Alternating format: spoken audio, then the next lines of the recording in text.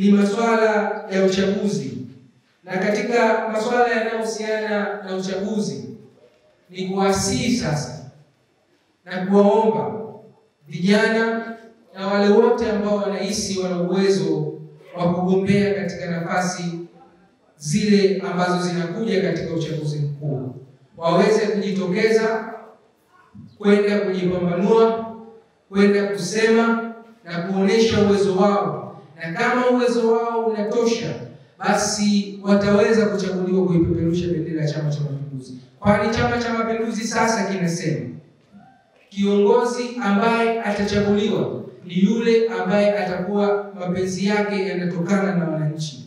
Hawatatuletea mtu ambaye wanataka wao tu, bali atakuja mtu ambaye sisi tunamchagua na sisi tunamtaka. Ndio maana wakasema mitano tu ni kwa Dr. Samia Suluhu Hassan, kwa sababu mkutano mkuu wa Chama cha Mapinduzi maalum umempitisha yeye kuwa mgombea wa rais akisindikizwa na Dr. Emmanuel Nchimbi. Kwa hiyo hii inaonyesha wazi kwamba tuna fursa kubwa ya kwenda kushiriki katika uchaguzi. Lakini kubwa jingine zaidi, tumealikana viongozi kwa sababu tuna vilio kwa makatibu wa kata, makatibu wa matawi ya kuandaa wagombea.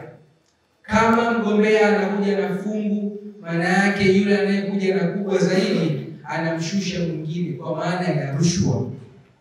Rushwa ni adui, na Mwalimu Nyerere alisema katika falsafa yake, kama wakikosa kiongozi mzuri ndani ya Chama cha Mapinduzi, wataenda kumtafuta kiongozi huyo nje ya Chama cha Mapinduzi. Hatupo tayari na hatutakubali kuona Chama cha Mapinduzi kinapoteza sifa zake. Kwa hiyo niwasihi viongozi wenzangu, makatibu na viongozi wote wa Chama cha Mapinduzi, tusiende kubeba wagombea. Tuache watu wakashindane kwa uwezo. Yule ambaye atachaguliwa achaguliwe kwa haki. Na sisi tumepewa nafasi zetu tuzitumie kwa haki. Kama kukilipa Chama cha Mapinduzi ni kwenda kuzitumikia nafasi zetu katika ufasaha. Na kama tukienda kufanya hivyo, maana yake tutaenda kupata viongozi wenye mvuto na viongozi wanaohitajika, viongozi wale watakaoenda kukidhi matarajio ya wananchi wetu katika eneo letu. Kwa hiyo niwasihi na kuwaomba viongozi wenzangu, twendeni tukafanye haki katika uchaguzi. Twendeni tukaufuate utaratibu na miongozo ya Chama cha Mapinduzi. Lakini twendeni tukawasihi wananchi wajitokeze kwa wingi itakapofika kipindi cha uchaguzi. Twendeni tukawasihi wananchi wajitokeze kwa wingi, waende kujiandikisha. Itakapofika kipindi cha kuchagua, wasiende kupoteza haki yao ya kuchagua viongozi. Na kwenye kuchagua viongozi, wasiache kuchagua viongozi wanaotokana na Chama cha Mapinduzi. Pia waende wakachague viongozi ambao ni bora, wanaojali utu, lakini viongozi ambao ni wanaubinadamu, wanaopinga kabisa swala la rushwa.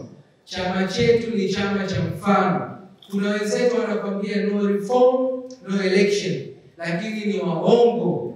Kwa sababu gani waongo? Hapa tulipo wanafanya vikao vya siri, wanaandaa watu wa kugombea udiwani, wanafanya vikao vya siri, wanaandaa mtu wa kugombea ubunge, tunamjua na tunasubiri twende sehemu yake husika tukamwambie kwamba wewe unatokana na chama chako hicho, lakini chama chako hicho mnaenda tofauti. Wao wanakuambia no reform, no election, lakini wewe una maandalizi ya kimya kimya ya kutaka kugombea ubunge na kuandaa watu watakaogombea udiwani. Maana yake sasa hawafanani, yale wanayoyasema yanakinzana. Kwa hiyo tunaona kabisa ni namna gani hawana msimamo. Wanasema kwamba hakuna mabadiliko, hakuna uchaguzi. Si kweli. Tulikuwa tuna tume ya uchaguzi, lakini sasa tuna tume huru ya uchaguzi. Yale waliotaka yafanyiwe marekebisho yamefanyiwa marekebisho, na sasa tume ipo katika kazi yake, na bado wanataka kuingilia kazi ya tume. Hatutakubali. Viongozi wetu wa chama wakubwa wanasimama na wanasema hakuna mtu ambaye anaweza kuzuia uchaguzi. Kwa hiyo na sisi tunasimama kuwaunga mkono na kuendelea kuwaelimisha wananchi wenzetu kwamba hakuna mtu atakayezuia uchaguzi. Itakapokifika kipindi cha uchaguzi, tujitokeze kwenda kupiga kura, tujitokeze kwenda kuchagua viongozi wanaotokana na Chama cha Mapinduzi.